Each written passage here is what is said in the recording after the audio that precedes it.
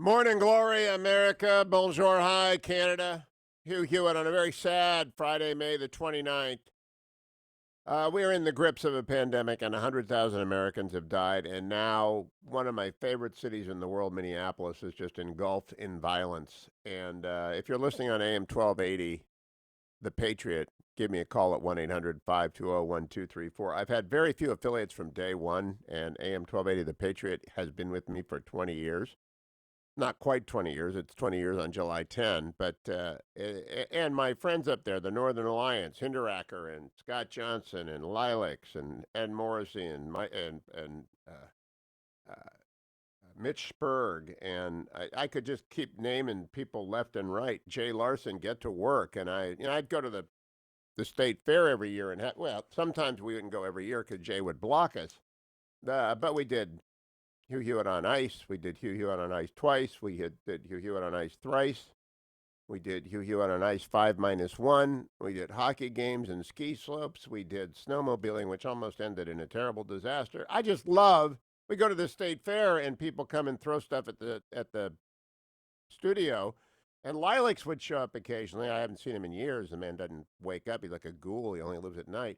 But if you'd asked me what city is the least likely city in America to have urban riots, it would be Minneapolis, St. Paul. I just really, I started in television in 1992, broadcast in 1990, did radio on the weekends and for KFI in LA, and then I went over and did the nightly news for PBS. And the first full month on the job were the LA riots, driving around LA in the middle of the National Guards and fires and death, and think this is an interesting way to start in television journalism. But LA had riots before, and I grew up in Warren, Ohio, and Youngstown had riots. I remember the long, hot summers of 67 and 68.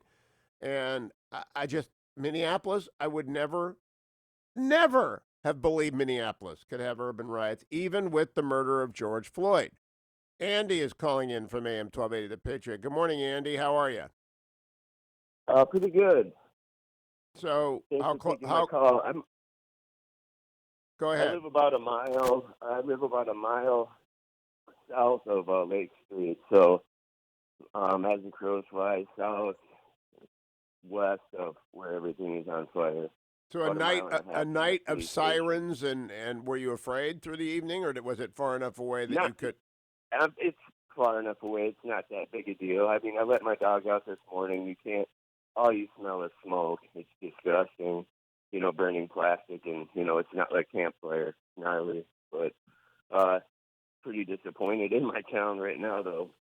Well, I'm disappointed in 4 police officers who allowed that man to die. And in fact, I got to ask Andy before I let you go. Are you shocked by your? I've never had anything but great interactions with the Minneapolis police, and I saw them every year at the fair. They're always at the fair, right? You talk to the cops. They're great. It's a great police department. Are you shocked? Not really. I mean, they've had bad interactions, but it's a handful of bad people that wreck the whole department. I would guess, that one of the cops who was charged, accused, fired, had previously been referred to prosecution. Amy Klobuchar said no. So I just want people to note Amy Klobuchar is no longer on the short list for vice president. That's done. Thank you, Andy. Here's the Minneapolis Star-Tribune story by Andy Mannix. An angry crowd broke in the Minneapolis Police Department's 3rd Precinct headquarters Thursday night. Just stop and think about that. They broke into a police headquarters? An angry crowd, that's a mob, and that's illegal. And the police retreated, I guess, and set fire to the building. Okay, so you're endangering firemen. So the police retreated and firemen got endangered, capping another day of protests, many of them violent. The police station on East Lake Street has been the epicenter of this protest for weeks. This week, for people demanding justice after the death of George Floyd, who died Monday.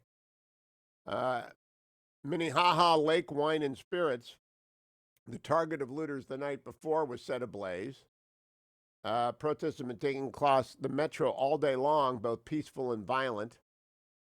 On Wednesday night, a man was fatally shot as crowds looted and burned buildings on East Lake Street late into the night.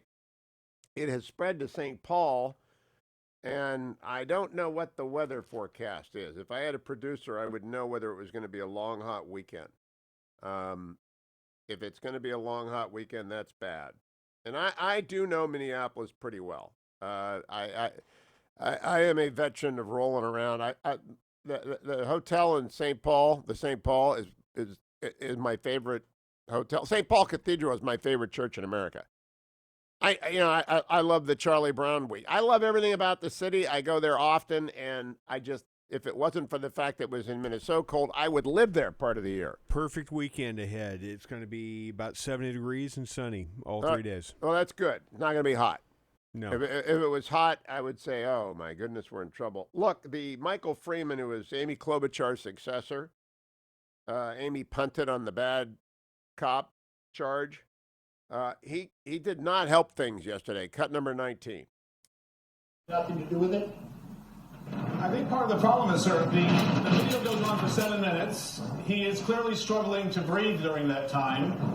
And I think people will be hard-pressed to understand how you can't bring charges at least against the officer who had his knee on that man's neck. It's a violation of my ethics to talk and evaluate evidence before we announce our charging decision. And I will not do that. I will say this, that video is graphic and horrific and terrible, and no person should do that. But my job in the end is to prove that he violated a criminal statute. And there is other evidence that does not support a criminal charge. We need to wade through all of that evidence to come through with a meaningful determination, and we are doing that to the best of our ability.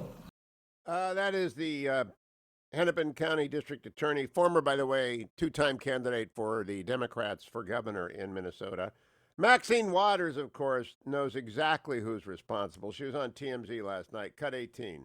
I remind her of Tamir Rice and all of the other. Tim Scott just rattled off all the people who died under President Obama. It is a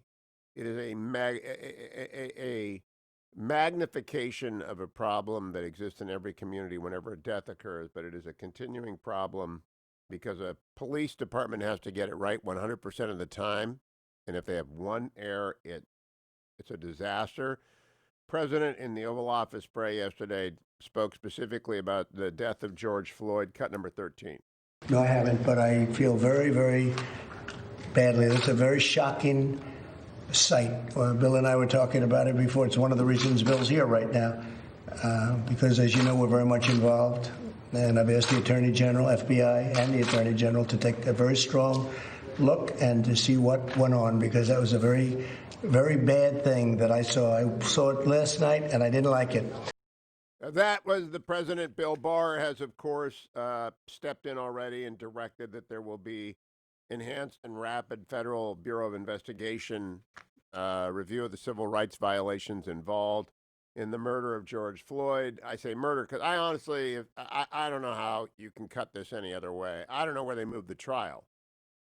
I've seen a lot of stuff in 30 years. I ain't everything like that video. I'll be right back. 1-800-520-1234. Of course, he's presumed innocent until proven guilty, as are the other officers, of course.